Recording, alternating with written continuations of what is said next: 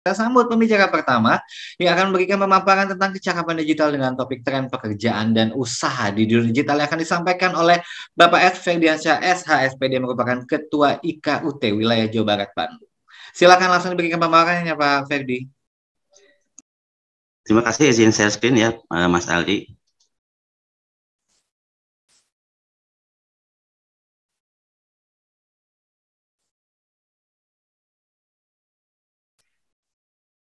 Ya baik, Assalamualaikum warahmatullahi wabarakatuh.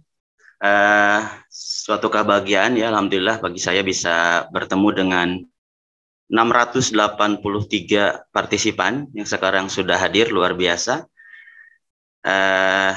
Di antaranya tentu saja warga Kabupaten Bogor, Sukabumi, dan di sini banyak juga alumni dari Universitas Terbuka atau UT se-Jawa Barat, juga mahasiswa UT juga se-Jawa Barat.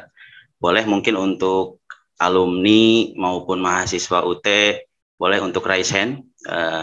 Ingin tahu ada berapa orang begitu ya, alumni UT maupun mahasiswa UT.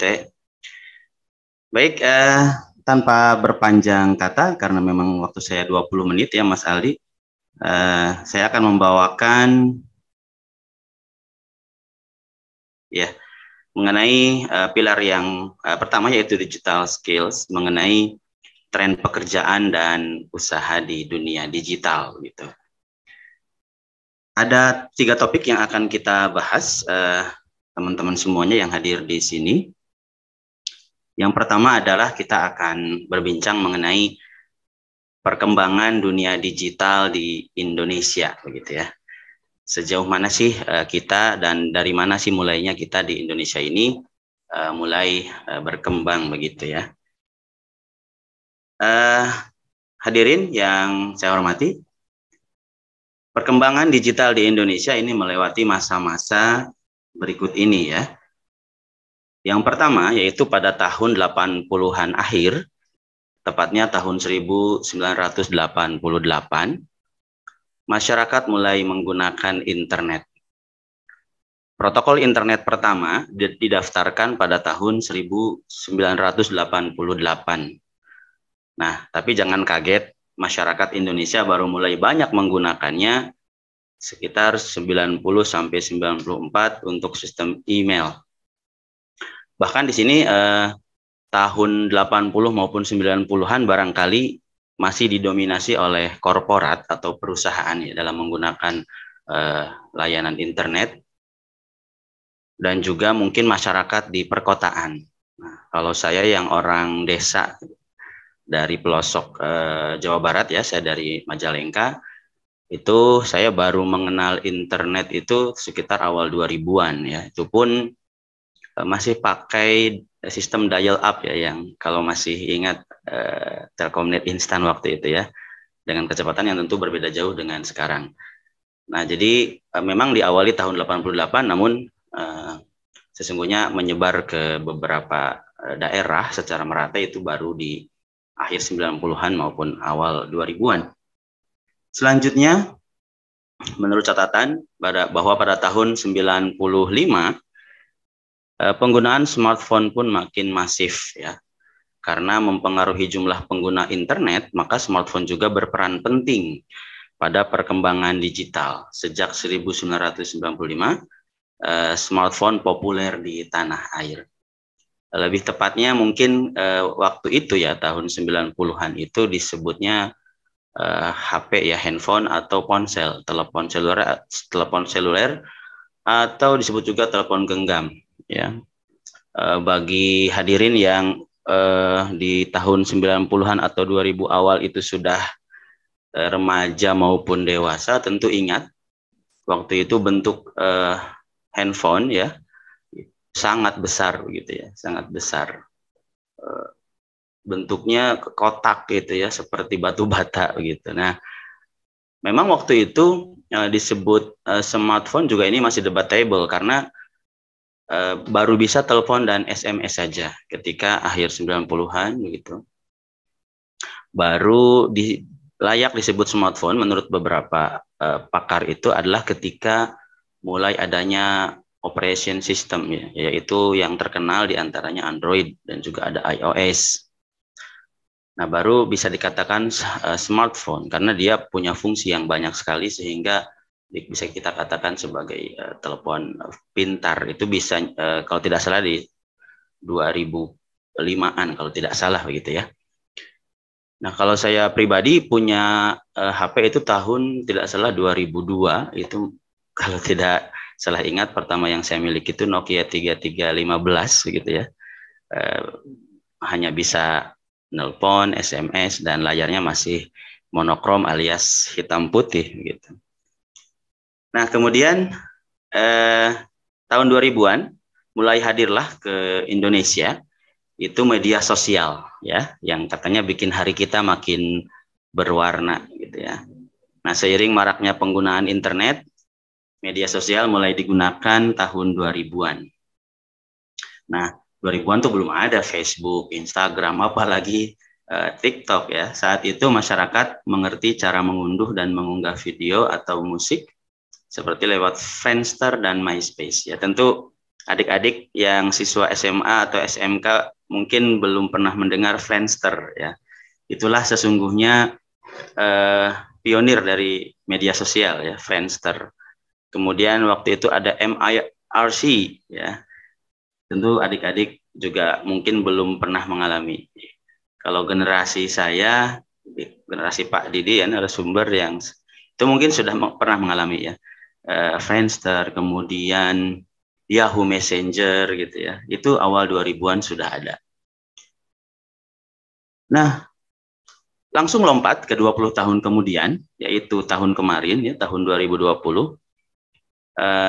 Kita semua tahu bahwa pandemi melanda dunia. Dan sisi positifnya, ternyata pandemi ini mempercepat akselerasi digital. Nah, ini kata akselerasi ini nanti saya garis bawahi karena akan menjadi keyword dari pembahasan kita selanjutnya ya. Nah, tidak disangka ya, memang pandemi muncul pada awal 2020, tepatnya masuk ke Indonesia itu bulan Maret. Dan setelah pandemi melanda, maka masyarakat makin banyak beralih menggunakan digital, baik untuk bekerja, belajar, maupun bersosialisasi. Nah, maka kata kunci di sini bahwa semenjak tahun 2020 lah terjadi akselerasi. Artinya terjadi lompatan yang sangat jauh dibanding sebelum-sebelumnya. Jadi jika sebelumnya itu perkembangan teknologi digital ini bisa dikatakan gradual, kalau sekarang sudah seperti menjadi eksponensial begitu. Kemudian jika dulu tahun 90-an, 2000-an awal ya, transfer teknologi itu relatif lambat. Misalnya di luar negeri sudah muncul teknologi baru, itu biasanya masuk ke Indonesia sekitar 3-5 tahun kemudian. Tetapi sekarang itu tidak berlaku lagi. Ketika di belahan dunia lain ada teknologi baru, maka hanya dalam hitungan bulan bahkan minggu itu sudah akan ada di Indonesia. Bahkan kemarin saya melihat sebuah diskusi dengan dirjen dari telekomunikasi, itu mengatakan bahwa 5G di Indonesia sekarang sudah hadir, meskipun baru di kota-kota besar, tapi itu sebuah bukti bahwa teknologi saat ini menyebar begitu cepat ya. Topik yang kedua yang ingin kita diskusikan adalah mengenai pemanfaatan dunia digital secara profesional. Di sini tentu kita akan bicara mengenai bagaimana pemanfaatan dunia digital ini untuk financial benefit ya, untuk menghasilkan income atau mendatangkan uang gitu. Baik itu dilaksanakan oleh profesional maupun business entity atau entitas bisnis begitu ya. Kita bicara di entitas bisnis digital, maka tidak akan lepas dari yang namanya startup. Startup sebuah entitas bisnis yang biasanya diinisiasi oleh anak-anak muda dan biasanya tumbuh dengan cepat. Ya, dan ini tren ini menjadikan para angel investor itu berbondong-bondong masuk ke Indonesia, akhirnya maka di Indonesia panen suntikan modal. Ya, kita tahu beberapa startup Indonesia sekarang sudah mencapai level unicorn karena valuasinya kalau tidak salah di atas 1 miliar US dollar. Beberapa teman-teman pasti sudah tahu ya, startup. Dan di belakangnya menyusul startup lainnya yang ini panen suntikan modal, gitu ya. Dan tahun ini 2021 seiring dengan melandainya COVID dan semoga terus melandai dan berubah dari pandemi menjadi endemi, maka ini menjadi sinyal kuat ya teman-teman, menjadi sinyal kuat bahwa investasi sektor digital di Indonesia akan terus meroket. Itu kabar baik bagi kita, terutama bagi adik-adik ya, anak-anak muda, bagaimana terjun ke dunia digital ini menjanjikan masa depan yang luar biasa begitu. Dan berapa tumbuhnya, berapa meroketnya? Ternyata kalau kita lihat angkanya itu bisa sampai 8 kali lipat. Bayangkan 8 kali lipat dari yang angka-angka yang sekarang, begitu ya. Namun, ada memang hal-hal yang harus kita siapkan agar tumbuhnya ekonomi digital 8 kali lipat ini berdampak positif bagi kita ya, Indonesia begitu. Nah, saya kembali tadi menggarisbawahi bahwa akselerasi ya, kata akselerasi ini akan menjadi keyword. Inilah yang saya maksudkan bahwa semenjak pandemi COVID-19 melanda, terjadi akselerasi yang luar biasa. Terutama tentu 84% peningkatan akselerasi di bidang digitalisasi dari proses kerja. Di antaranya penggunaan tools-tools digital, penggunaan video conference ya seperti yang sedang kita gunakan ini Zoom. Namun ada yang di kotak merah itu ini yang mengkhawatirkan sekaligus menjanjikan, yaitu ternyata terjadi lompatan sebesar 50% ya, ini berdasarkan dari Future of Job Survey ya dari World Economic Forum, bahwa terjadi lompatan sebesar 50% dari akselerasi dari automation. Nah, ini automation ini bermakna nanti mengkhawatirkan sekaligus menjanjikan. Kenapa? Karena automation akan menggantikan beberapa pekerjaan manusia. Karena di sini di automation itu ada istilah yang disebut dengan RPA, Robotic Process Automation. Bahwa pekerjaan-pekerjaan manusia yang bersifat repetitif ya atau bersifat predictable physical activity atau kegiatan fisik yang bisa diprediksi, misalnya motokopi gitu ya, kemudian ngumpulin data. Nah, ini bisa diotomasi oleh robot. Gitu ya. Saat ini memang juga sudah terjadi sesungguhnya di beberapa manufaktur, misalnya di pabrik mobil, itu banyak tugas-tugas yang sudah dilakukan oleh robot, misalnya bagian ngecat, bagian pencetakan baja dan seterusnya gitu. Nah, di pandemi ini akan melompat lagi, akan lebih cepat lagi hadirnya RPA ini masuk ke berbagai sendi kehidupan. Gitu ya. Nah, inilah teman-teman, apa saja ya repetitive activities atau kegiatan-kegiatan yang sifatnya berulang yang akan digantikan oleh robot, begitu ya, oleh sistem otomasi. Di sini di sebelah kanan ini ada 3 golongan yang akan digantikan oleh robot, begitu ya. Di antaranya adalah collect data ya. Jadi pekerjaan yang sifatnya mengumpulkan data. Contohnya legal support workers ya, para pekerja pendukung di bidang legal, di bidang hukum. Kemudian juga mortgage originators ya. Pokoknya yang bersifat pengumpulan data itu nanti akan digantikan oleh robot. Kemudian pekerjaan yang bersifat predictable physical. Jadi pekerjaan fisik tapi yang bisa diprediksi, artinya mudah dilakukan secara otomatis. Contohnya adalah production workers, para pekerja produksi. Kemudian mesin operators, para operator mesin di pabrik-pabrik itu akan digantikan, ya mudah sekali digantikan oleh otomasi, oleh robot. Kemudian juga pekerjaan yang bersifat proses data, ya, memproses, mengolah data, di antaranya payroll officers, ya, petugas penggajian, kemudian transaction processors, ya, pemroses transaksi seperti misalnya kasir, itu juga akan mudah digantikan oleh oleh otomasi atau oleh robot. Ya, ini berdasarkan dari McKinsey Global Institute Analysis. Ini akan terjadi lompatan ini secara cepat dipicu oleh pandemi ini. Seberapa besar sesungguhnya penggantian pekerjaan? Seberapa besar sih jenis-jenis pekerjaan yang akan digantikan oleh robot, yang akan digantikan oleh otomasi? Itu sebesar 50%, teman-teman. Luar biasa, ya. Jadi akan ada 50% jenis-jenis pekerjaan saat ini, jumlah pekerjaan saat ini yang akan digantikan oleh robot, oleh otomasi. Paling tidak ini akan dimulai dari sekarang sampai beberapa tahun ke depan, gitu ya. Setidaknya sampai 2025 atau 30. 50%. Nah, tapi sejarah membuktikan, ya, bahwa perkembangan teknologi, penemuan teknologi baru yang berupa lompatan itu memang akan menghilangkan banyak pekerjaan di satu sisi, tapi di sisi lain akan menimbulkan lebih banyak pekerjaan baru, begitu. Akan lebih banyak pekerjaan baru.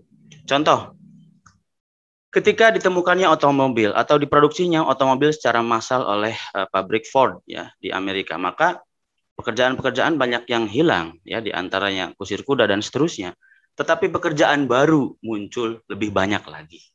Di antaranya pengangkut barang-barang, sayuran dan seterusnya. Jadi teknologi justru akan menciptakan banyak pekerjaan baru. Tinggal bagaimana usaha-usaha atau apa yang harus kita lakukan untuk bisa mempersiapkan hal tersebut. Maka usaha yang bisa dilakukan melalui digital ini ada beberapa hal yang perlu kita concernkan, gitu ya. Nah, di sini ada beberapa angka yang dirilis juga oleh McKinsey bahwa many more jobs will be created to 2030 than are lost to automation. Ternyata kabar baiknya, nah ini kan saya sampaikan di awal bahwa mengkhawatirkan sekaligus menjanjikan. Mengkhawatirkan akan ada 50% jenis pekerjaan saat ini yang hilang, tetapi ternyata akan lebih banyak lagi yang tercipta, begitu. Jadi akan lebih banyak pekerjaan baru tercipta pada tahun 2030 nanti.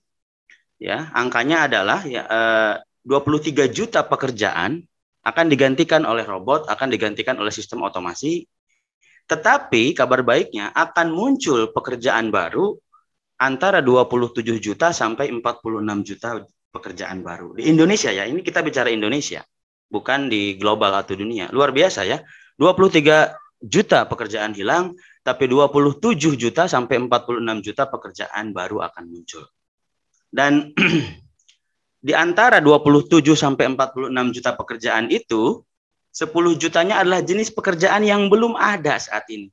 Jadi pekerjaan yang benar-benar baru, yang bahkan belum terfikir oleh kita saat ini, ternyata nanti di 2030 itu akan ada 10 juta, ya, jenis pekerjaan yang benar-benar baru yang belum ada saat ini, ya. Sektor-sektornya diantaranya di sektor kesehatan, konstruksi, manufaktur, dan retail. Nah, untuk menghadapi tersebut, ya, untuk bisa agar pertumbuhan pekerjaan di Indonesia 27 sampai 46 juta itu bisa tercapture, ya, oleh kita, oleh orang Indonesia, maka ada beberapa yang perlu dipersiapkan. Yang pertama adalah demand for work that is not easily done by machines will increase. Artinya, permintaan pekerjaan yang tidak dengan mudah dilakukan oleh mesin ini akan meningkat. Artinya, kita harus mengupgrade diri, meningkatkan kapabilitas diri agar bisa melakukan sesuatu yang hanya bisa dilakukan oleh manusia. Robot tidak bisa melakukannya, sistem otomasi tidak bisa melakukannya. Contohnya adalah unpredictable physical activities. Apa contohnya nanti akan dijelaskan di slide berikutnya. Di antaranya berhubungan dengan stakeholder dan seterusnya. Itu memang hal-hal yang tidak mungkin bisa dilakukan oleh robot atau otomasi. Kemudian managing and developing people. Ya, tadi interacting with stakeholders, ya, berhubungan dengan stakeholders perusahaan tempat kita bekerja, itu memang tidak akan mungkin bisa dilakukan oleh robot. Kemudian managing and developing people. ya, manage dan mengembangkan manusia, artinya yang menjadi anak buah kita dan seterusnya, ini hanya bisa dilakukan oleh manusia. Kemudian yang menarik selanjutnya adalah data collection and processing along with predictable physical activities could be most affected by automation with the decline in working hours for all three tasks. Jadi untuk pengumpulan data, pemrosesan data yang itu memang bisa diprediksi, ini akan bisa jadi sepenuhnya nanti di 2030 digantikan oleh robot atau otomasi, begitu ya. Dan saat ini juga kan sudah terjadi bagaimana kita misalnya memverifikasi data lewat sebuah aplikasi, gitu ya, dan langsung terverifikasi data kita, gitu ya.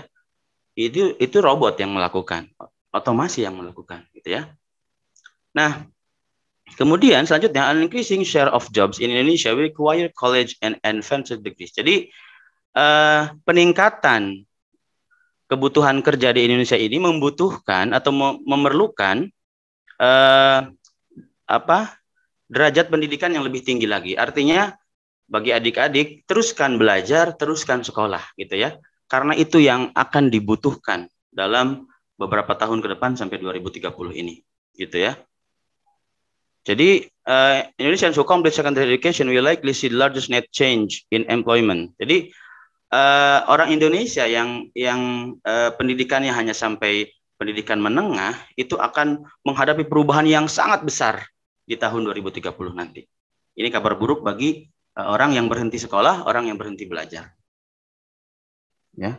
Nah, ini di UT kan sudah ditetapkan sebagai cyber university oleh pemerintah, ya. Maka UT sangat concern terhadap persiapan Indonesia menghadapi 2030 di perubahan besar digital ini. Nah, ini teman-teman bisa screenshot saja karena tidak mungkin saya bacakan satu persatu, ya. Di sebelah kiri adalah pekerjaan yang akan meningkat permintaannya beberapa tahun ke depan. Ya, setidaknya di 2025 sampai 2030. Sebelah kanan adalah pekerjaan yang permintaannya akan menurun, gitu ya. Jadi teman-teman nanti pilihlah pekerjaan yang sebelah kiri kalau bisa, gitu ya. Contoh misalnya di sebelah kanan tuh ada data entry clerk, petugas penginput data. Itu akan sangat menurun permintaannya. Tapi yang akan meningkat adalah data analis and scientist. Jadi analis dan scientist data itu akan banyak dibutuhkan, sedangkan penginput data itu akan berkurang banget, gitu ya, permintaannya, gitu. Silakan teman-teman screenshot ini, ya, karena ini menjadi bahan bagi teman-teman untuk menentukan apa arah pekerjaan ke depan atau arah bisnis ke depan, gitu ya. Namun menariknya teman-teman bahwa sampai 2030 nanti, Pak Ferdi, ya, mohon maaf waktunya sudah habis. Terakhir ini, lagi percepat ya, siap. Slide terakhir Pak Aldi, ya, Pak Aldi ya, betul ya. Betul. Iya. Nah, ini menariknya teman-teman bahwa sampai 2030 tetap sektor pertanian masih menjadi primadona walaupun terjadi penurunan sebesar 4% diperkirakan. Nah, tentu pertanian ini yang dimaksud adalah pertanian kekinian. Pertanian yang melibatkan Internet of Things atau digitalisasi. Ya, bagaimana menyiram secara otomatis menggunakan Internet of Things. Nah, teman-teman pelajari ini. Gitu ya. Bagaimana dua kata kunci dalam pertanian ini, yang pertama adalah organik, yang kedua adalah otomasi, ya, menggunakan Internet of Things. Dua hal ini lakukan dalam pertanian, maka teman-teman akan menjadi petani milenial. Karena yang namanya pertanian, yang namanya pangan akan dibutuhkan sampai kapanpun.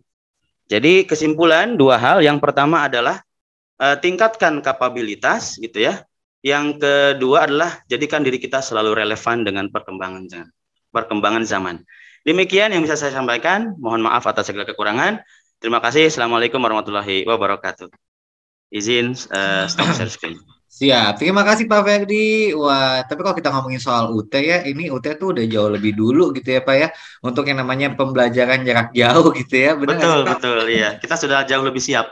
Jauh lebih siap karena pola pendidikan yang diterapkan oleh UT seperti itu tentunya ya. Betul. Semoga bisa menjadi inspirasi bagi Anda semuanya. Tadi saya yakin sekali ini udah banyak yang meng-capture, dicatat juga tren pekerjaan apa saja yang akan hadir karena dampak dari transformasi digital. Ya, nggak selamanya loh transformasi digital itu memberikan dampak negatif, pasti ada dampak positifnya. Apalagi yang hadir di sini kebanyakan siswa-siswi SMA gitu ya Pak ya. Jadi nanti kalau udah tahu pekerjaannya apa, begitu lulus SMA udah udah tahu nih ingin memilih kuliah di mana sesuai dengan bidang yang ingin difokuskan nantinya ya. Terima kasih, semoga kita bisa menyaksikan Betul. generasi unggul ke depannya nanti ya. Amin, amin, amin. Pilih yang Amin. Nah, demandnya tinggi ya teman-teman ya. betul, dicek tuh demandnya tinggi seperti apa. Nah, bagi Anda semuanya ingin berinteraksi dengan para narasumber yang hadir dengan cara bertanya, caranya gampang banget ya. Tinggal ketik pertanyaannya di kolom chat, dituliskan juga pertanyaannya untuk narasumber yang mana. Nanti pertanyaan terpilih akan dihadirkan di sesi khusus di akhir acara. Kita beralih ke pilar selanjutnya, yaitu